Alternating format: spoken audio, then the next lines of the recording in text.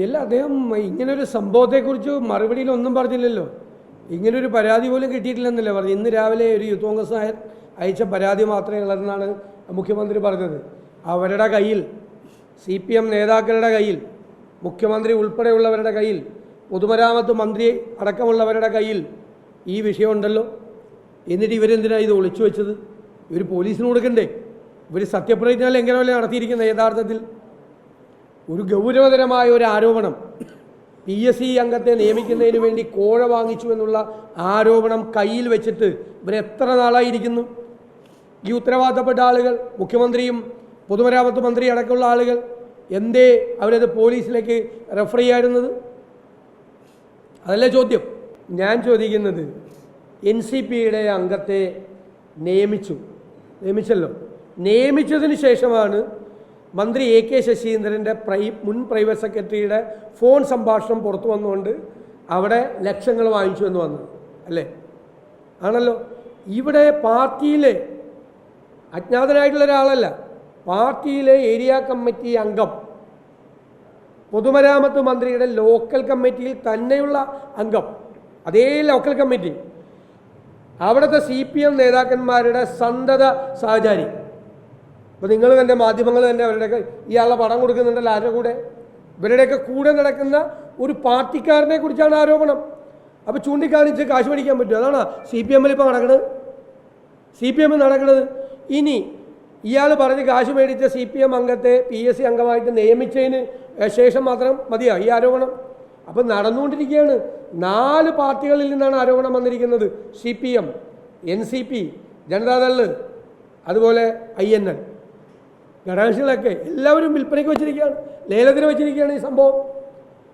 അപ്പോൾ ഞങ്ങളാണോ PSCയെ അപകീർത്തിപ്പെടുത്തുന്നത്? അല്ലെ CPM-ഉം ഈ ഘടകകക്ഷികളുമാണോ? ഈ PSC അംഗത്തിൻ്റെ നിയമനം ലേലത്തിന് വെക്കുന്ന ആളുകളാണോ PSCയെ അപകീർത്തിപ്പെടുത്തുന്നത്? ചുമ്മാ അങ്ങ് പറഞ്ഞാൽ പോരെ. എന്തൊരു ഗുരുതരമായ ആരോപണമാണ്. എന്നിട്ട് അന്വേഷിക്കും എന്ന് പറഞ്ഞിട്ട് ഇത്ര നാളായിട്ട് എന്തേ അന്വേഷിക്കാത്തത്? എത്ര ദിവസമായിട്ട് ഇത് ലൈവായി നിൽക്കുന്നു? മാധ്യമങ്ങളിൽ ഇത് ലൈവായി നിൽക്കുന്നതിന് മുമ്പ് തന്നെ അവർക്കറിയാമല്ലോ, പാർട്ടിക്കാർക്ക്. ചോർന്ന് കിട്ടിയതല്ലേ? എല്ലായിടത്തും കുഴപ്പമാണ്. ഞാൻ പറയല്ലോ, കണ്ണൂർ സ്വർണം പൊട്ടിക്കൽ, മയക്കുമരുന്ന്, കള്ളക്കടത്ത്, കൊലപാതകം, എല്ലാ വൃത്തികേടുമുണ്ട്. കോഴിക്കോട് ഒന്നും വ്യത്യാസമല്ല. അടുത്ത ദിവസം വരാൻ പോകുന്ന കാര്യങ്ങൾ നോക്കിക്കോ നിങ്ങൾ, വെയിറ്റ് ചെയ്യും.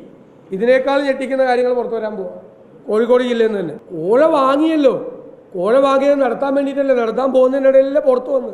പാർട്ടി തന്നെ ഒരു വിഭാഗം, ഞങ്ങളാരുമല്ലല്ലോ പുറത്തു കൊണ്ടുവന്ന്, പാർട്ടി തന്നെ ഒരു വിഭാഗമല്ലേ ഇത് പുറത്തു കൊണ്ടുവന്ന്. പാർട്ടിയിലിപ്പോൾ എല്ലാവരും തമ്മിൽ നല്ല സ്നേഹത്തിലായതുകൊണ്ടല്ലേ കണ്ണൂരിൽ നിന്നും ഈ കോഴിക്കോട് നിന്നൊക്കെ വാർത്ത പുറത്തു വരുന്നത്. മറ്റേത് അയൺ സ്ക്രീനിൻ്റെ പുറകിലല്ലായിരുന്നു ഇതൊക്കെ, നമുക്കാർക്കെങ്കിലും അറിയാമായിരുന്നു ഇതിൻ്റെ അകത്ത്.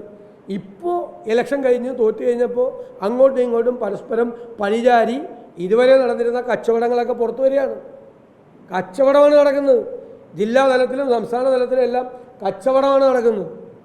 ഒരു മുതിർന്ന നേതാവ് എന്നോട് പറഞ്ഞത്, ജില്ലാ കമ്മിറ്റി ഓഫീസുകളിൽ, ഏരിയ കമ്മിറ്റി ഓഫീസുകളിൽ രാവിലെ 10 മണി മുതൽ നെഗോസിയേഷൻസാണ് വിവിധ മുറികളിൽ. അതാണ് നടക്കുന്നത്. അത്രയും ജീർണത ബാധിച്ചു CPM-ന്. അപ്പോൾ ഇന്നലെ സംസ്ഥാന സെക്രട്ടറി, അതിനേക്കാൾ വലിയ ആളല്ലേ, MV ഗോവിന്ദൻ, എന്താ പറഞ്ഞത്? സർക്കാരും പാർട്ടിയും ഈ ആരോപണം പരിശോധിക്കും എന്നാണ് പറഞ്ഞത്. ഈ ജില്ലാ സെക്രട്ടറിയൊക്കെ ഇതിൻ്റെ പാർട്ടാണ്. ഏത്? അവിടുത്തെ ഈ കോക്കസിൻ്റെയും മറ്റു കാര്യങ്ങളുടെയും പാർട്ടാണ്. മനസ്സിലായി? ഇതിൻ്റെ ഭാഗമാണ് അവരെല്ലാം. ഈ ആരോപണ വിധേയനായ ആൾ പുള്ളിയുടെ കൂടെ നിൽക്കുന്ന പടം വന്നല്ലോ. സംസ്ഥാന സെക്രട്ടറി എന്താ പറഞ്ഞത്? വേറെ കാര്യത്തിന് കാശില്ല. 1000 കോടി രൂപ ഈ പാവപ്പെട്ട കർഷകൻ്റെ നഷ്ടപ്പെട്ടിട്ട് അവന് നഷ്ടപരിഹാരം, കഴിഞ്ഞ കൊല്ലത്തെ നഷ്ടപരിഹാരം കൊടുത്തിട്ടില്ല. 1000 കോടി നഷ്ടപ്പെട്ട് നിൽക്കുകയാണ്. ഉച്ച കഞ്ഞിക്കുള്ള പണം കൊടുക്കുന്നില്ല, സോഷ്യൽ സെക്യൂരിറ്റി പെൻഷൻ കൊടുക്കുന്നില്ല, 6 മാസത്തേത് അവധിയാണ്, മറ്റേ കാരുണ്യ ബെനവലൻ്റ് ഫണ്ടിൽ പൈസ കൊടുക്കുന്നില്ല, പാവപ്പെട്ട രോഗികൾക്ക് ആരോഗ്യകിരണം പദ്ധതി നടപ്പാക്കുന്നില്ല, കോക്ലിയർ ഇംപ്ലാന്റിൻ്റെ കാശ് കൊടുക്കുന്നില്ല. കേരളീയം നടത്തി ആഘോഷിക്കാൻ കാശുണ്ട്. ഇതിനാണ് ജനങ്ങൾ തിരിച്ചടി കൊടുത്തത്. അത് മനസ്സിലാക്കാതെ, തെറ്റ് തിരുത്താതെ മുമ്പോട്ട് പോട്ടെ. നല്ല കാര്യം, ഇങ്ങനെ തന്നെ പോയാൽ മതി, തിരുത്താതെ.